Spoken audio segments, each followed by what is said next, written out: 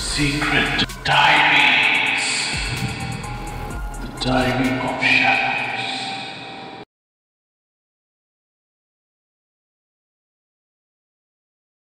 আমার তো হালচাল খুব ভালো চলছে। আপনাদের কি খবর? সবাই ভালো আছেন তো? আশা করছি সবাই ভালো আছেন। আপনাদের সবাইকে স্বাগত জানাচ্ছি আমাদের চ্যানেল সিক্রেট ডায়েরিজে, দ্য ডায়েরি অফ শ্যাডোজ। আজকেও আরও একটা ফোন কল রেকর্ডিং আমরা করব। আপনাদের মনে নিশ্চয়ই প্রশ্ন আসছে যে ইয়ে শুধু ফোন কল রেকর্ডিং কেন করে যাচ্ছে, কেন কোনো গল্প বলছে না। গল্প বেশ অনেকগুলো স্টকে রাখা আছে, অনেকগুলো ছক করা আছে, কিন্তু আপাতত ফোন কল রেকর্ডিংও আমরা একটা ফোন কল রেকর্ডিং এত ভালো ভালো পেয়েছি যে আমি মানে আর না পেরে উঠতে পেরে, আর না থেকে উঠতে পেরে ভাবলাম আজকে একটা কল রেকর্ডিংই করা যাক।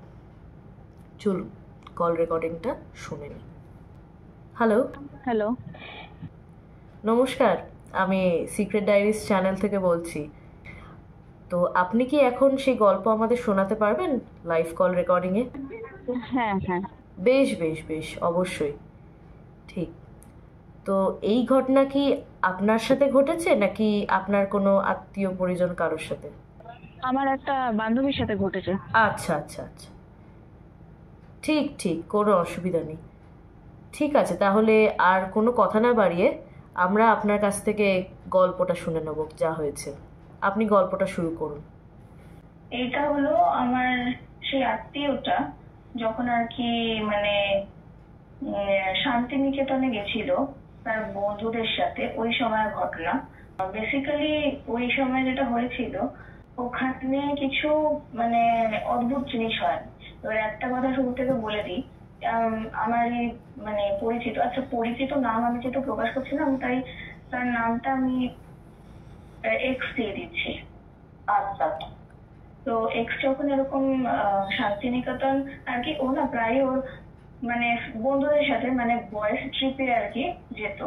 ওই এরকম ঘুরতে, পরীক্ষা শেষে কোথাও মানে মন বসছে না তো একটা ছোট করে আউটিং, এরকম শর্ট ট্রিপে নানান জায়গাতেই যেত। তো ওরকমই একবার আর কি সে শান্তিনিকেতন যেত, মানে একবার না প্রায়ই শান্তিনিকেতন যেত বলতে পারে। তো এবারে ওখানে গিয়ে কি ওখানে একটা গেস্ট হাউসে, মানে কমন গেস্ট হাউস, ওটা ধরাই থাক যে যখনই ওখানে যাবে তখনই ওই গেস্ট হাউসেই ওরা থাকবে, এরকম একটা মানে একটা ঠিক করা রয়েছে। তো ওরকম একটা গেস্ট হাউসে ওরা থাকে।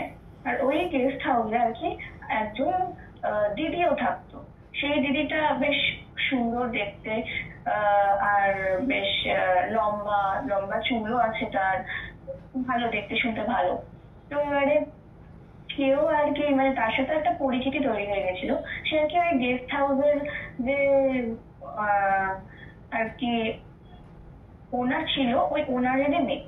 তো তো মানে খুব মানে ভালো বন্ডিং একটা ভালো তৈরি হয়ে গেছিল। মানে ইভেন ওই দিদিটাও আর কি যখন আমার এই মানে এই এক্স যখন আর কি ওর বন্ধুদের সাথে যেত, দিদিটাও ওই ওদের আড্ডাতে আর কি মানে পার্ট নিত, অংশগ্রহণ করতো, ওদের সাথে বসে আড্ডা দেওয়া এগুলো করতো। তো ওদেরও বেশ ভালোই লাগতো। তো এরকম আর কি একটা মানে কমন ব্যাপার আর কি ওদের মধ্যে ঠিকই রয়েছে যে এটা করবে ওরা প্রত্যেকবার। তো ভালো কথা। তো এবারে কি হয়েছে, এরকম একদিনকে আর কি ওরা আর কি এরকম আড্ডা দিচ্ছে, মানে আড্ডা দিতে যাবে বলে ঠিক করেছে, গেছে। তো গেছে যখন গিয়ে আর কি মানে যখন গেস্ট হাউসে গেছে, ওরা সারপ্রাইজ ভিজিটের মতোই যেত। আর ওইটা অনেক বছর আগের কথা, মানে আর না হলো মানে ওই 90s এর কথা। তো মানে আমাদের 2000-এর পরে না, 2000-এর আগে, 90s এর কথা, 90 দশকে। হ্যাঁ, তো ওই সময় আর কি তো ফোন টোন হতো না খুব একটা, তো আগে থাকতে জানানোর কোনো ব্যাপার নেই। আর ওখানে গিয়ে তো ওখানে অন স্পট মানে রিজার্ভেশন পাওয়াটা কোনো প্রবলেম ছিল না, বিকজ তখন তো অনলাইন বুকিং এর ফেসিলিটি ছিল না যে অনলাইনে বুক করে নিলে রিজার্ভেশন ইস্যুস হয়ে যাবে, ওরকম ছিল না। তো হুটপাট এরকম যাওয়া যেত, তো ওরকম হুটপাটই গেছিল। গেছে একটা মানে সারপ্রাইজ ভিজিটের মতো চলে গেছে সব বন্ধুরা মিলে। তো যখন গেছে ওখানে যে মানে গেস্ট হাউসটা না ছোটখাটো, বিশেষ খুব একটা রুম নেই, ওই দোতলা বাড়ি। আর তলার ফ্লোর মানে ফ্লোরটাতে আর কি 3টে মতো রুম আছে ম্যাক্স, উপরের ফ্লোরটাতেও ওই 3টে মতো ঘর এরকম এরকম রয়েছে। তো আর ইভেন খুব একটা বড় সেট আপ নয় যেহেতু, তাই জন্য কোনো সাচ কেয়ারটেকারও নেই, মানে যে মালিক সেই আর কি মানে কেয়ারটেকার বলতে পারে। আচ্ছা, যে মালিক সেই দেখাশোনা করছে। হ্যাঁ, সেই আর কি তার বিজনেসটা পুরো হ্যান্ডেল করে বলা যেতে পারে। তো এবারে ওরা যখন গেছে তখন ওদেরকে দেখে আর কি মানে সে অবাক হয়েছে একটু, সেও তো চাইবে না, তো এতদিন বাদে এসছে দেখে হয়তো অবাক হয়েছে। তো ভালো কথা। তারপরে ওরা এসছে, ওরা প্রত্যেকবার যেই কমন ঘরটা নেয় ওই কমন ঘরটাতে গিয়ে উঠেছে সব বন্ধুরা মিলে। আর না হলো 6জন বন্ধু সবাই মিলে একই ঘর আর কি, প্রত্যেকবার সবচেয়ে বড় ঘরটা নেয় ওই গ্রাউন্ড ফ্লোরে, মানে ওই ঘরটাতে উঠেছে গিয়ে।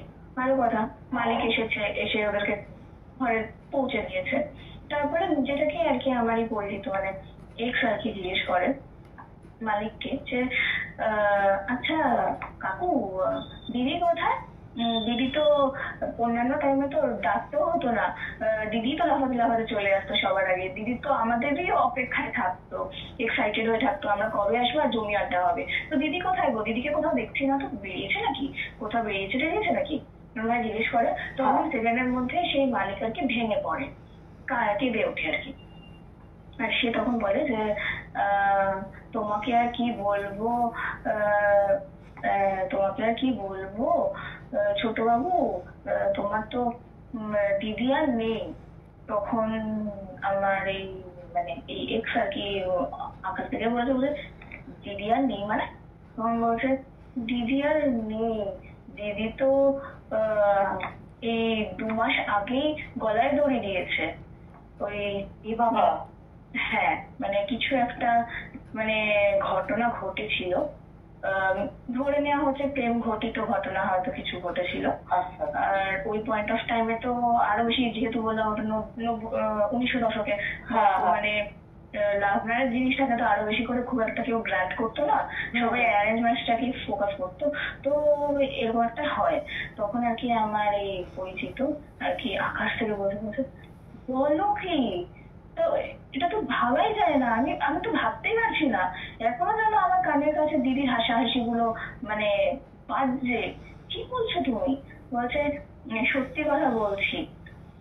এসব বলে সে একটু ভেঙে পড়ে, তার একমাত্র মেয়ে তো, আর তার কোনো স্ত্রীও নেই, মানে বলতে পারে সে পুরো একা হয়ে গেছে। তো সে আর কি একটু ভেঙে পড়ে, একটুখানি কান্নাকাটি করতে লেগে যায়। তখন আর কি আমার পরিচিত একটু মানে তাকে একটু সাপোর্ট করে, তারপর সে আর কি চলে যায়। তো ভালো কথা। এবারে একটা ছেলেদের মধ্যে একটা অ্যাড্রেনালিন রাশের একটা খুব ব্যাপার আছে, আর ওদের একটা মানে সবকিছুতেই বেশি বাড়াবাড়ি টাইপেরও একটা ব্যাপার আছে। আরো বড় কথা হলো সব ছেলে আবার ভূত প্রেত বা ভগবান মানে না, ঠিক আছে, দুটোই মানে না, ইভিলও না এঞ্জেলও না, এরকম একটা ব্যাপার থাকে।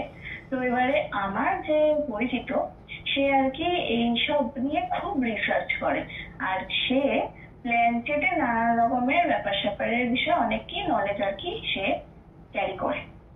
তো এবারে আপনাদের চ্যানেলে আর কি কদিন ধরে দেখছিলাম যে আপনারা কিছু এরকম মানে অন্য ডাইমেনশনের লোকজনের সাথে কানেক্ট করার মতো কিছু গেমস, গেমিং রিচুয়াল, হ্যাঁ, তো ওরকম কিছু গেমিং রিচুয়াল আর কি আমাদের মানে দেশেও হয়। মানে যেমন ধরুন এখন তো সব গেমিং রিচুয়াল সব দেশেই হয়, কিন্তু কিছু ব্যক্তিগত আছে, যেমন ধরুন কিছু কার্ড গেমস হয়, সেই কার্ড গেমস খেলে আর কি এরকম গেমিং রিচুয়াল করে আর কি এন্টিটি ডেকে আনা যায়। তো আমার সে পরিচিত আবার সেগুলো পারতো। তো এবারে সে আর কি এবারে কার্ড মানে কি ওই তখনকার দিনে হতো তাস, এখন তো উনো বেরিয়ে গেছে, এসব তাস। তো এবারে তাস হলে এমন একটা জিনিস, এমনি নর্মাল উল্লাস করার জন্য খেলা যায়, টাইম পাস করার জন্য খেলা যায়, আবার এমনি আপনি যদি এরকম ধরনের প্ল্যানিংও করেন সেই ক্ষেত্রেও প্রযোজ্য করা যায়। তো সে আর কি তাস নিয়ে ক্যারি করেছিল নিজের সাথে। তো এবারে তার বন্ধু বান্ধবরা আর কি সবাই মিলে আর কি তাকে আর কি চেপে ধরে যে হ্যাঁ রে, তুই তো পারিস এগুলো নিয়ে তো খুব রিসার্চ করিস, অনেক পড়াশোনা তো করেছিস, তুই না দিদিকে ডাক, এরকম ভাবে চেপে ধরে। তো এবার আমার সে পরিচিত না, রাজি হয় না ফার্স্টে। তো তখন আর কি এরা আর কি একটা মানে ওই পিয়ার প্রেশার বলা হয় যেটাকে, পিয়ার প্রেশারে পড়ে অবশেষে সে বাধ্য হয় বন্ধুদের চাপে পড়ে।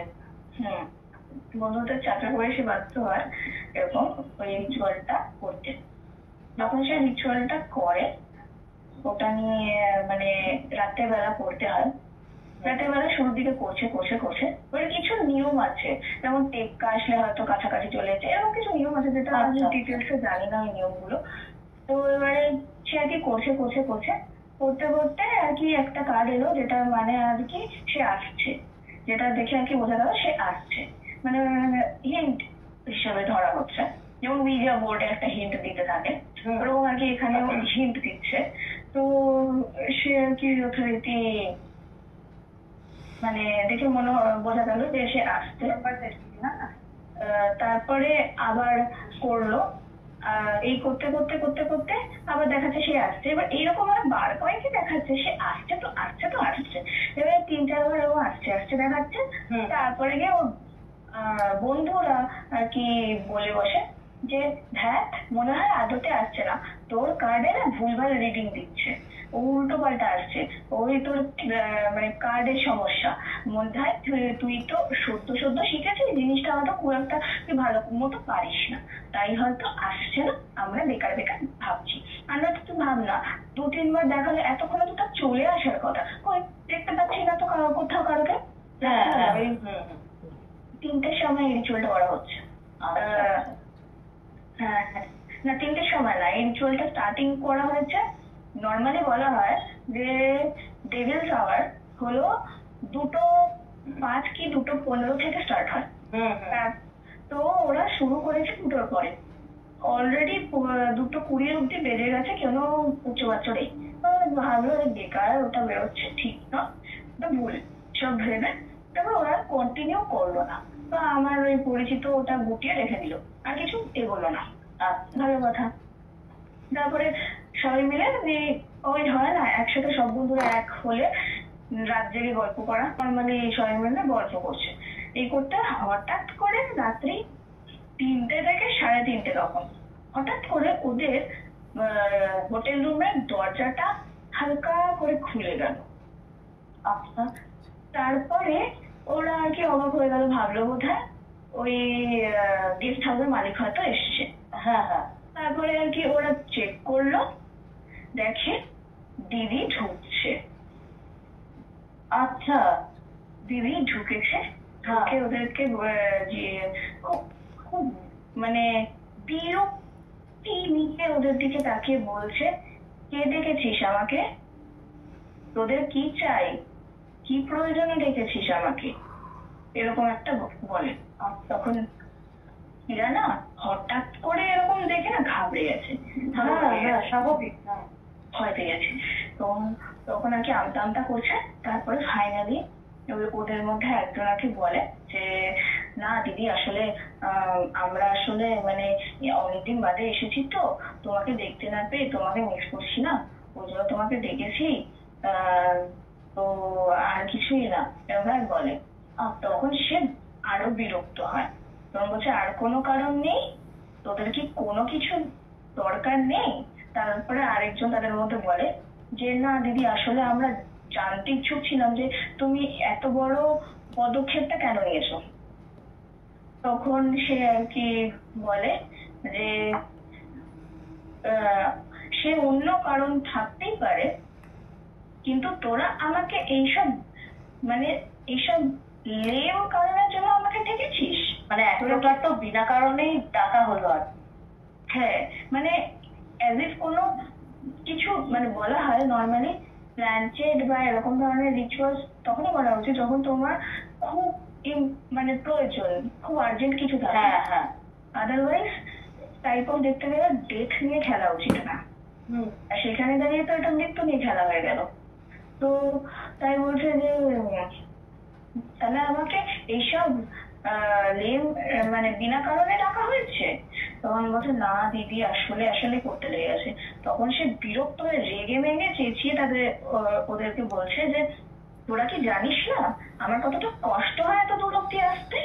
তোরা আমাকে তার উপরে এত দূর অব্দি তুই ডাকলি, এত কষ্ট করে আমি এলাম, তোরা এরকম ডাকলি কেন? বিরক্ত করলি তোরা আমাকে, পুরো ডাইরেক্ট।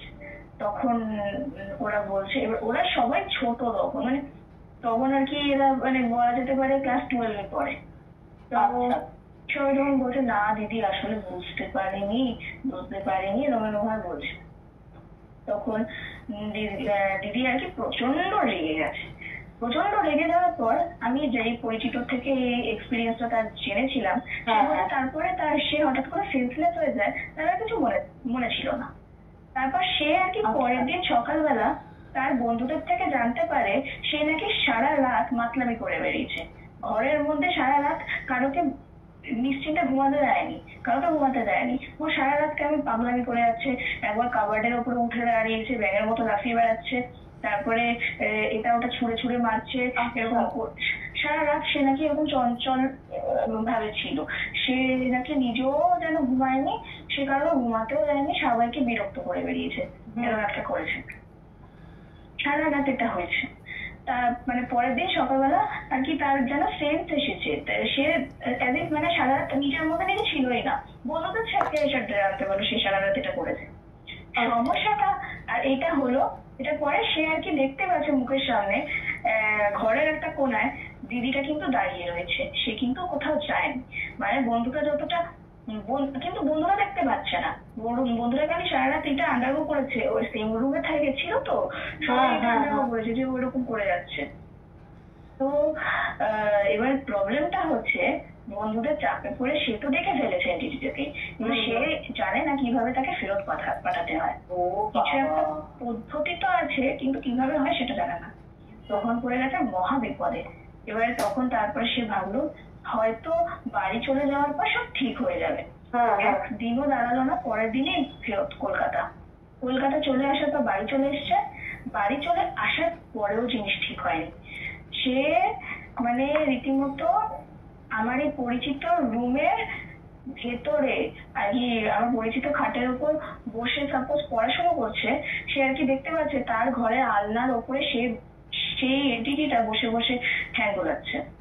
ও বাবা, এরকম মানে তার মুখের সামনে সে রয়েছে, সে কোথাও যাচ্ছে না, সে তাকে ছেড়ে যাচ্ছে না। সাইকেল চালাচ্ছে, সাইকেলের ব্যাকসিটে বসে আছে, সব জায়গায় দাওয়া পড়েছে। হ্যাঁ, ছেড়ে যাচ্ছে না, কারণ সে আমার পরিচিত জানে না কি করে তাকে ফেরত পাঠানো যায়, আর সে জানে না সে কি করে এতটা কষ্ট করে দূরে যাবে। আর সত্যি বলতে সে তিতি বিরক্ত, এরকম অকারণে টাকার জন্য যেন সে রিভেঞ্জ নিচ্ছে। হ্যাঁ সত্যি। এমনিতেই আত্মহত্যার মৃত্যু হলো মানে হলে অতিরিক্ত আত্মা, আত্মহত্যার মৃত্যু হলে অতিরিক্ত আত্মা হয়, সেখানে দাঁড়িয়ে তো এটা তো আরো বেশি। তো তারপরে যথারীতি আমার পরিচিত আর কি একদিনকে আমার পরিচিতর সাথে যখন এটা হয়েছে, সে স্টিল ওদেরটাকে ভাবছে যে এইটা যেটা আর কি রুমের মধ্যে বসে ঠ্যাং গোলাচ্ছে, পাশে শুয়ে থাকছে, সাইকেলে ব্যাকসিটে বসছে, কানের কাছে কিছু একটা বিড়বিড় করে বলার চেষ্টা করে, সে ভাবছিল যে এগুলো সব কোথাও থেকে সে হয়তো ভাবছে, তার হয়তো সাইকোলজিক্যাল কোনো ইস্যু হচ্ছে, ওই হ্যালুসিনেশন হচ্ছে, বাস্তবে হয়তো এটা হচ্ছে না, সেরকম ভেবেছিল। তো তারপরে একদিনকে আর কি হঠাৎ করে মানে তার একটা বন্ধু আর কি তাকে বাড়িতে রাখে, অন্য একটা বন্ধু, সে এদের সাথে শান্তিনিকেতন যায় না, ভালো কোথায় যাচ্ছে। যাওয়ার পরে ওই বন্ধুটার বাড়িতে আর কি এরকম আর কি ঘুরে ফিরে তারপর তো সে এসে গেছে, আমার পরিচিত নিজের বাড়িতে ফেরত এসছে। ফেরত আসার পর হঠাৎ করে সেই বন্ধুটা আর কি আমার পরিচিতকে ফোন করে পরের দিনকে বলছে, হ্যাঁ রে ভাই তোর সাথে কি কিছু হয়েছে এনিহাও, মানে শান্তিনিকেতনে যে গেছিলি ট্রিপটা কিরকম ছিল তো আমার জিজ্ঞেস করা হয়নি, তোর সাথে কি কিছু হয়েছে এরকম ভাবে বল। আমার পরিচিত বলছে যে কেন, কি হয়েছে, কেন হঠাৎ তুই এরকম প্রশ্ন করছিস কেন? তখন বলছে যে না আসলে প্রশ্ন করছি কারণ হলো তুই বিশ্বাস করবি না, কালকে সারা রাত আমরা ঘুমাতে পারিনি, কারণ আমাদের বাড়িটা না বন্ধন করা। আর সারা রাত আমরা ইলেকট্রিসিটির আওয়াজ পেয়ে গেছি, এতে কিছু একটা ইলেকট্রিসিটি মানে কিছু একটা ভেতরে আসার চেষ্টা করছে, আর ছিটি ছিটি ছিটি করে ইলেকট্রিক কারেন্ট খাচ্ছে আবার সরে যাচ্ছে, আবার আসার চেষ্টা করছে, আবার ছিটি ছিটি করে ইলেকট্রিক কারেন্ট খাচ্ছে আবার সরে যাচ্ছে। ওই যে মানে আপনারা দেখবেন মশা মারার ব্যাট দিয়ে যদি মশা মারেন তাহলে একটা ইলেকট্রিক করে আওয়াজ হয়। হ্যাঁ হয়তো তো একটা মানে সেই পট করে একটা ফাটে, ওই ফাটার শব্দটার আওয়াজ। তো ছিরিক করে আওয়াজ হয়েছে, তো এরকম ছিটি ছিটি করে আওয়াজ হচ্ছে। তো এরকম ছিটি ছিটি করে আওয়াজ, এই যে আওয়াজটা হয়েছে সারা রাত এরকম ইলেকট্রিক কারেন্টের আওয়াজে এরা ঘুমাতে পারেনি সারা রাত। বলছে যে তোর সাথে কিছু হয়েছে, আমাকে খুলে বল। আমার পরিচিত বুঝতে পারে যে সে যেগুলো আর কি দেখছিল ওগুলো ফেক ছিল না, ওগুলো হ্যালুসিনেশন ছিল না, সত্যি ঘটনা। তখন আর কি এই বন্ধুটা তাকে বলে তুই ইমিডিয়েটলি কোনো একটা প্রিস্টের কাছে যা, এরকম দেখা, এটা খুব দরকার আছে, এইসব বলে তারপর সে ফাইনালি একজন মানে প্রিস্টের কাছে যায়। ওই সেই প্রিস্ট তারপরে তাকে আর কি মুক্তি দেয়, সেই প্রিস্ট আর কি তারপরে তাকে আর কি ওখান থেকে মুক্তি দেয়। এই হলো কথা। ভুল করেও প্ল্যানচেটের নিয়ম না জেনে কেউ প্ল্যানচেট খেলবেন না। দেখলেন তো কি পরিণতি হতে পারে। ছোট ছোট বাচ্চা ছেলেগুলো প্ল্যানচেট খেলতে গিয়ে, বেশি ছোট বলবো না কিন্তু ছোটই তো তখন ছিল, বলছিল প্ল্যানচেট খেলতে গিয়ে যাকে ডাকার তাকে ডেকে তো নিল, বাস ফেরত পাঠাতে পারছে না। এখন তারও ফেরত যেতে সমস্যা হচ্ছে, আর যে ডেকেছে সে তো জানেই না কি করে ফেরত পাঠাতে হয়। আর বিপদ ঘনিয়ে আসছে, একটার পর একটা বিপদ হচ্ছে। কি দরকার আমার বিপদ নিয়ে খেলার বলুন তো? যদি কিছু হয়ে যায় তাহলে তো বাস। তাই রিকোয়েস্ট, প্ল্যানচেটের নিয়ম না জেনে বা এরকম ধরনের কিছু প্রপারলি নিয়ম না জেনে বা না শিখে কেউ খেলার চেষ্টা করবেন না, বড় ক্ষতি হয়ে যেতে পারে। এটা তো ওপর দিয়ে গেছে, বেশি ক্ষতি হয়নি, কিন্তু হতে কত দেরি। এই ছিল ঘটনা। তবে আপনাদের কি মনে হয়, মানে যে মেয়েটি আত্মহত্যা করেছিল, এনারা ধরে নিচ্ছে যে মানে সবাই সন্দেহ করছে যে রিলেশনশিপের কোনো ইস্যু চলছিল, তাই জন্য হয়তো। কি ইস্যু চলছিল জানা যায়নি, বলেও নি। তো আপনাদের কি মনে হয় কি কারণে মেয়েটা সুইসাইড করেছিল বা বাধ্য হয়েছিল সুইসাইড করতে? সম্পর্ক ইটসেলফ একটা বিগ ফ্যাক্টর, বাট স্টিল কি হয়েছিল? কারোর যদি কিছু মনে হয় বা কেউ যদি কিছু গেস করতে চান বা করেছেন, আমাকে পাঠাতে পারেন আমার ডেসক্রিপশন বক্সে লিখে যে কি মনে হয়। ডেসক্রিপশন না, কমেন্টসে লিখে, আমিও সত্যি ডেসক্রিপশন নয় সরি কমেন্টসে লিখে জানাতে পারেন। তো আজকের মতন তো ঘটনা আমি এখানেই শেষ করব। যদি আজকের এপিসোড ভালো লেগে থাকে তাহলে অবশ্যই লাইক, কমেন্ট, শেয়ার, সাবস্ক্রাইব করবেন। আমাদের বেল আইকনে ক্লিক করতে কিন্তু ভুলবেন না। আপনাদের সাথে আবার দেখা হবে পরবর্তী ভিডিওতে আরও একটা নতুন গল্প নিয়ে বা একটা নতুন কল রেকর্ডিং নিয়ে। ততক্ষণ শুনতে থাকুন, দেখতে থাকুন। শুভরাত্রি।